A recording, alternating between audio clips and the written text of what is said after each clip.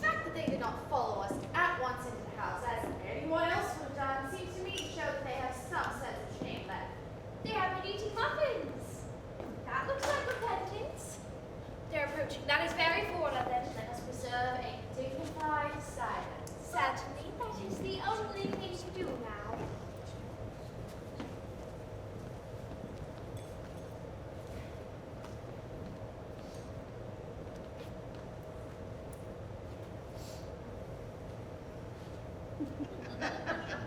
This dignified silence seems to be producing an unpleasant effect. A most distasteful one. We will not be the first to speak. Certainly not!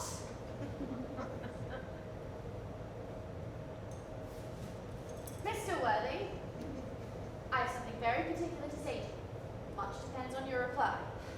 Gwendolyn, your common sense is invaluable. Mr. Moncrief, kindly answer me the following question. Why did you pretend to be my guardian's brother? In order that I might have an opportunity of meeting you.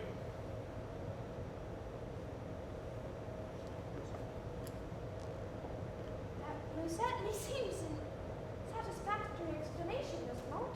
Yes, dear, if you can believe him. I don't. That does not affect the wonderful beauty of his answer. True. And matters of grave importance, style, not sincerity, is the vital thing. Mr. Worthing, what explanation can you offer to me for pretending to have a brother? Was it in order that you might come up to town as often as possible to see me? Can you doubt it, Miss Fairfax? I have the gravest doubts on the subject, but I intend to crush them. Their explanations appear to be quite satisfactory, especially Mr. Worthing's. That seems to me to have the stamp of truth upon it. I'm more than content with what Mr. Moncrief said. His voice alone is influenced by absolute fidelity. Then you think we should forgive them? Yes! I mean, no. I had almost forgotten. There are principles at stake that one cannot surrender. But which of us should tell them? The task is not a pleasant one. Could we not both speak at the same time? An excellent idea. I nearly always speak at the same time as other people. Will you take the time for me? Certainly. Your Christian names are still an inseparable barrier. That is all. Our Christian names, is that all? When are we going to be christened this afternoon? For my sake, you're prepared to do this terrible thing. I am. For me, you are ready to face this fearful ordeal? I am. Darling. Darling. Lady Bracknell! Good heavens! Wait, then what does this mean? Really? That I am engaged to be married to Mr. Worthing, Mamma. Sit down. Sit down immediately. Apprised of my daughter's sudden flight by your trusty maid, whose confidence I purchased by means of a small coin, I followed her at once by luggage train. Of course, you will understand that all communication between yourself and my daughter will cease immediately from this moment. On this point, as indeed on all points, I am firm. I am engaged to be married to Gwendolyn, Lady Bracknell. You are nothing of the kind, sir. But now, as regards Algernon. Algernon, Yes, Aunt Augusta? is it in this house where your invalid friend Mr. Bunbury resides? Ah! No, Bunbury doesn't live here. Bunbury is somewhere else at present. In fact, Bunbury is dead! Dead? But when did he die? His death must have been extremely sudden. I killed Bunbury this afternoon. I mean, poor Bunbury died this afternoon. Oh, what did he die of? Bunbury, he was quite exploded. Exploded? What I mean, Aunt Augusta, is he was found out. The doctors found out that Bunbury could not live. So, Bunbury died. But he must have had great confidence in the opinion of his physicians. I am glad, however, at the end that he made up his mind to some definite course of action and acted under proper medical advice. And now that we have finally got this Mr. Bunbury out of the way, may I ask you, Mr. Worthing, who is this young person whose hand my nephew Algernon is now holding in what seems to me a peculiarly unnecessary manner? That lady is Miss Cecily Cardew, my ward. I am engaged to be married to Cecily, Aunt Augusta. I beg your pardon. We are engaged to be married, Lady Bracknell. I do not know if there's anything peculiarly exciting in the air of this particular part of Hertfordshire, but the number of engagements that go on seem to me considerably above the proper average. I think some preliminary inquiry on my part would not be out of place. Is Miss Cardew at all related to any of the larger railway stations in London? I merely desire information, Mr. Worthing. Until yesterday, I had no idea there were families and persons whose origin was a terminus.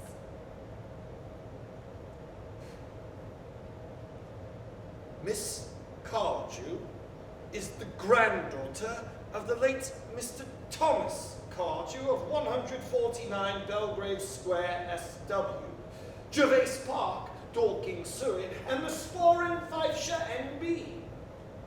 That is not unsatisfactory. 3 addresses always inspire confidence, even in tradesmen. But what proof have I of their authenticity? Miss Cardew's family solicitors are Messrs. Markby, and Markby. Markby, and Markby. A firm of the very highest position in their profession. Indeed, I am told that one of Mr. Markby's is occasionally seen at dinner parties. So far, I am satisfied.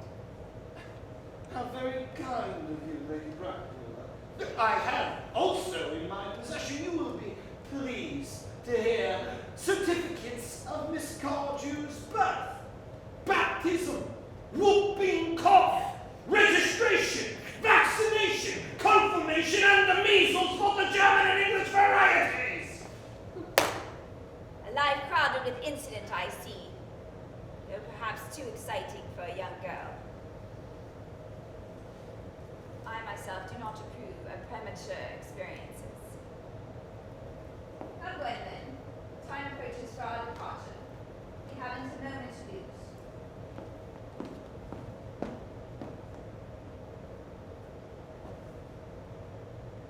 As a matter of form, Mr. Worthing, I suppose I had better ask, does Miss Cardew have any little fortune?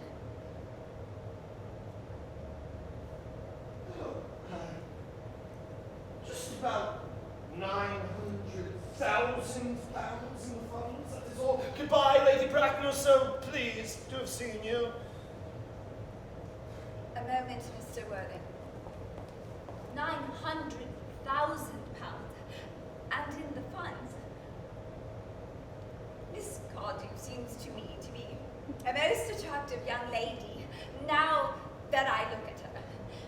Few girls today have any really solid qualities.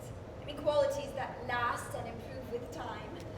We live, I regret to say, in an age of surfaces. Come over here, dear. Oh, my sweet child, your dress is sadly simple, and your hair is almost as nature might have left it. Kindly turn round. No, the side view is what I want. Oh, it's just as I expected. There are distinct social possibilities in your profile. Algernon. There are distinct social possibilities in Miss Cardew's profile. Cecily is the sweetest, prettiest girl in the whole world. I don't care tuppence about social possibilities. Never speak disrespectfully of society, Algernon. Only people that can't get into it do that. Now, Miss Cardew, of course, you know that Algernon has nothing but his debts to depend upon. But I don't believe in mercenary marriages. Indeed, when I marry Lord Bracknell, I have no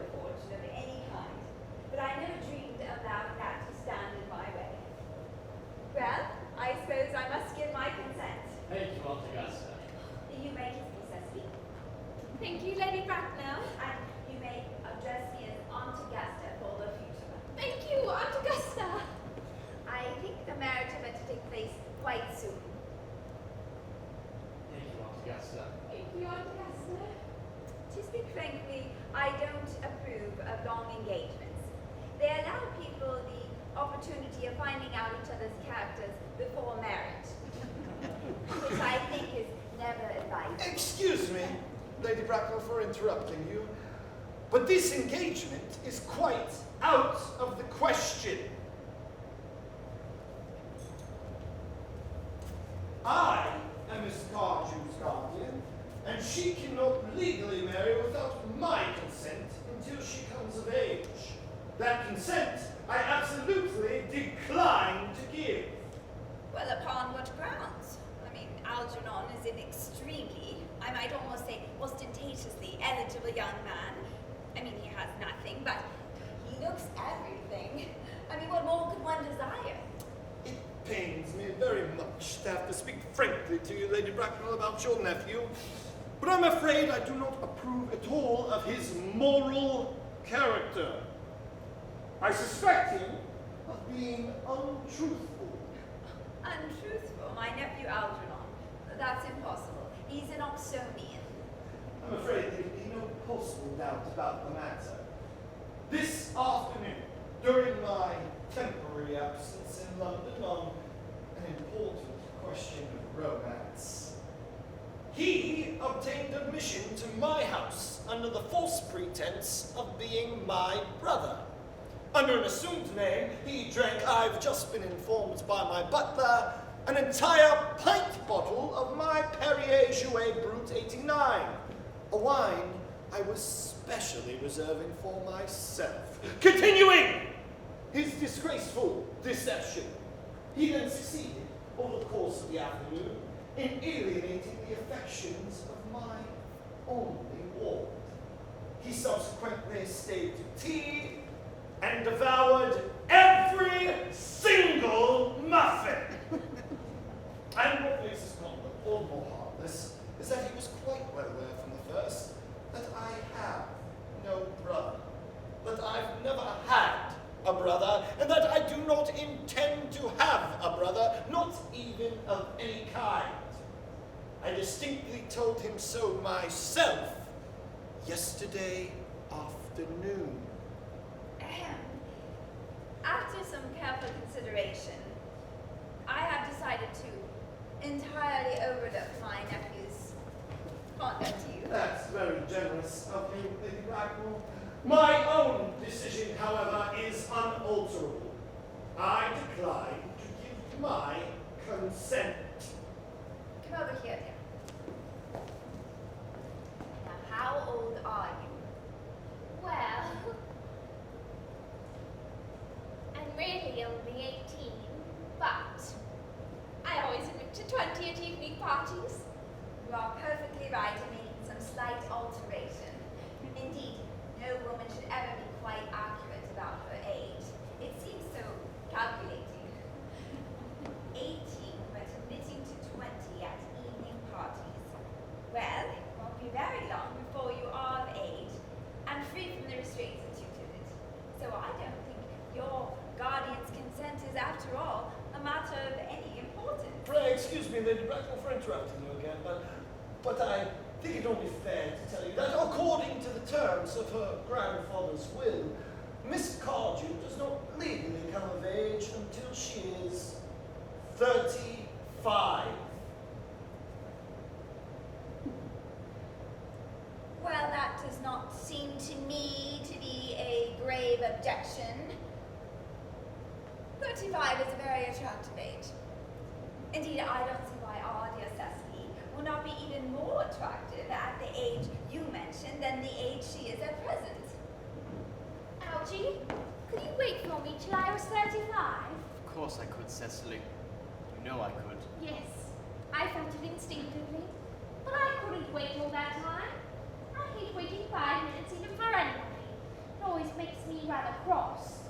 I am not punctual myself, I know, but I do expect punctuality in others, and waiting, even to be married, is quite out of the question. Then what is to be done, Cecily? Not sure, Mr. Moncrief. My dear Mr. Worthing, as Miss Cardew positively states she cannot wait till she is 35, a remark which I am bound to say seems to show a somewhat impatient nature.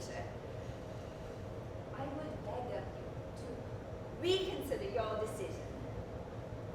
But, my dear Lady Bracknell, the matter is entirely in your own hands. The moment you consent to my marriage with Gwendolyn, I will gladly allow your nephew to form an alliance with my ward. Well, you must be quite aware that what you propose is out of the question. Then a passionate celibacy is all that any of us can look forward to. Well, that is not the destiny I propose for Gwendolyn. Algernon, of course, can choose for himself. Come, Gwendolyn, we have missed 5, if not 6 trains already. To miss any more would expose us to comment on the platform. Everything is quite ready for the christenings. Christening, sir. Is this not somewhat premature? Both these gentlemen have expressed the desire for immediate baptism. Baptism at their age? The idea is grotesque and irreligious. Algernon, I forbid you to be baptized. I won't hear of such excesses. Lord Bracknell would be highly displeased if he learned that that was the way in which you wasted your time and your money. Am I to understand, then, that there are to be no baptisms at all this afternoon? I don't think, as things are now, it would be of much practical value to either of us, Dr. Chancellor. I am grieved to hear such sentiments from you, Mr. Worthing. They savor of the heretical views of the Anabaptists, views that I have completely refuted in 4 of my unpublished sermons. However, seeing as your particularly secular mood, I will return to the church at once. Indeed, I've just been informed by the pew opener that for the last hour and a half, Miss Prism has been waiting for me in the vestry. Miss Prism, did I hear you mention a Miss Prism? Yes, Lady Brown. I am on my way to join you. Well, allow me to detain you for a moment. This matter may prove one of vital importance to Lord Bracknell and myself. Is Miss Prism a female of repellent aspect, remotely connected with education? She is the most cultivated of ladies, and the very picture of respectability. It is obviously the same person. May I ask what position she holds in your household? I am a celibate man. Miss Prism, Lady Bracknell, has been for the last 3 years Miss Cardew's esteemed governess and valued companion. In spite of what I hear of her, I must see her at once. Let her be sent for. She approaches. She is nigh. I was told you expect to be in the vestry, dear Canon. I have been waiting there for you for an hour and 3/4. Prism! Come here, Prism. Prism, where is that baby? 28 years ago, Prism, you left Lord Bracknell's house, number 104, Upper Grosvenor Street, in charge of a perambulator, which contained a baby of the male sex. You never returned. A few weeks later, through the elaborate investigation of the Metropolitan Police, the perambulator was found. It contained a manuscript of a 3-volume novel with more than usually revolting sentimentality. But the baby was not there. Prism, where is that baby?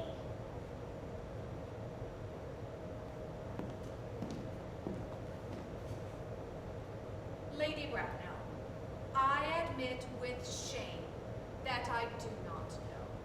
I only wish I did. The plain facts of the case are these. On the morning of the day you mention, a day which is forever branded on my memory, I prepared, as usual, to take the baby out in its perambulator. I also carried with me a somewhat old but capacious handbag, in which I had intended to place the manuscript of a work of fiction I had written during my few unoccupied hours. In a moment of mental abstraction, for which I never can forgive myself, I deposited the manuscript in the bassinet and placed the baby in the handbag. But where did you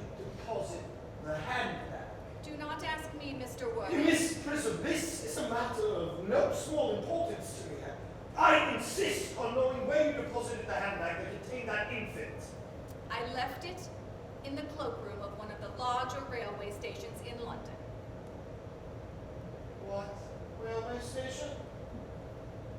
Victoria, the Brighton line.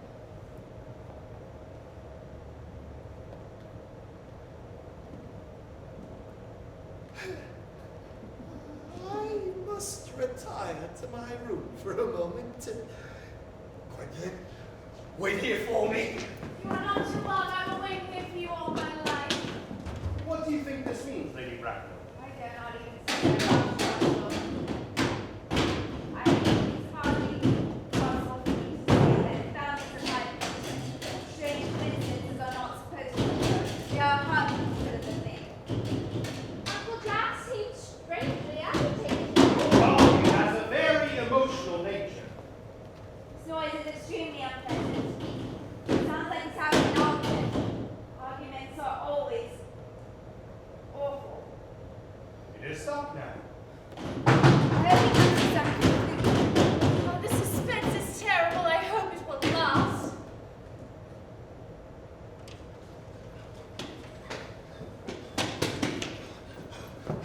Is this the handbag, Miss Brisbane? Examine it carefully before you speak. The happiness of more than one life depends on your answer. It seems to be mine. Yes. Here is the injury it received through the upsetting of a Gower Street omnibus in younger and happier days. And here is the stain on the lining that occurred from the explosion of a temperance beverage, an incident that occurred at Leamington. And here on the lock are my initials. I had forgotten that in the extravagant mood I had them placed there. Well, the bag is undoubtedly mine. I am delighted to have it so unexpectedly restored to me. It has been a great inconvenience having been without it all these years. Miss Prism, more is restored to you than that handbag. I was the baby you placed in it. You, Yes, Mother! Mr. Worthing, I am unmarried. Unmarried? I do not deny that is a serious blow. But after all, who has a right to cast a stone against one who has suffered? Cannot repentance wipe out an act of folly? You know, why should there be one set of rules for men and another for women? Mother, I forgive you! Mr. Worthing, there is some error. There is the lady who can tell you who you really are.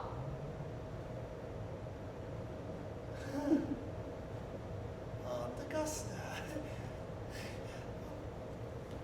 I hate to seem inquisitive, but would you kindly inform me who I am?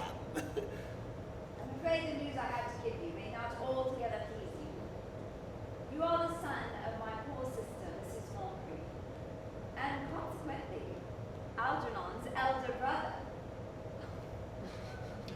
Algy's elder brother?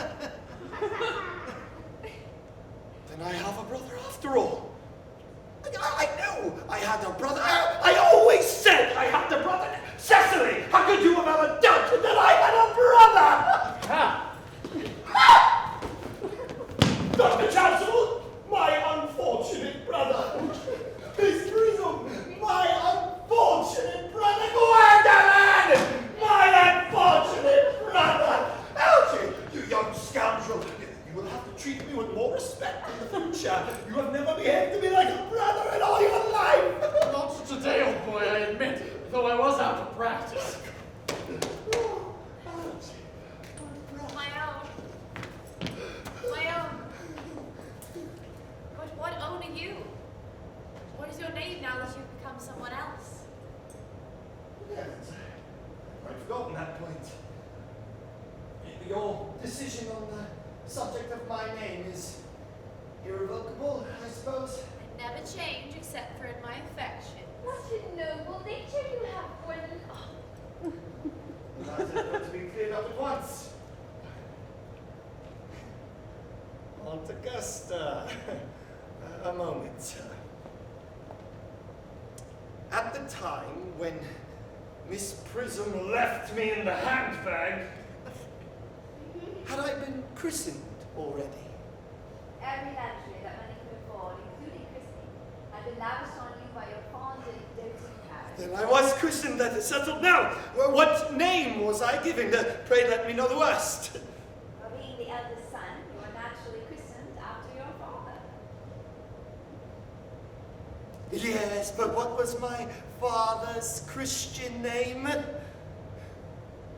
cannot remember the general's Christian name at the moment, though I'm sure he had one. He was a man of eccentricities, but only in his later life.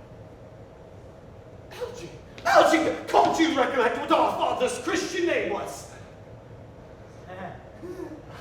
My dear boy, we're never even on speaking terms. He died before I was a year old. His name would appear in the army list of the period, I suppose, Aunt Augusta. He was primarily a man of peace, except for in his domestic life. But I think his name would appear in any military directory. The army list of the last 40 years, I hear that these delightful records should have been my constant study.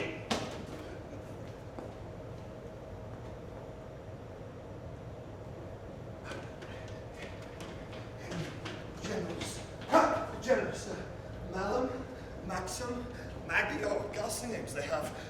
Markby, Migsby, Moncrief, Lieutenant, 1911, Captain, Lieutenant Colonel, General, 1940, Christian names!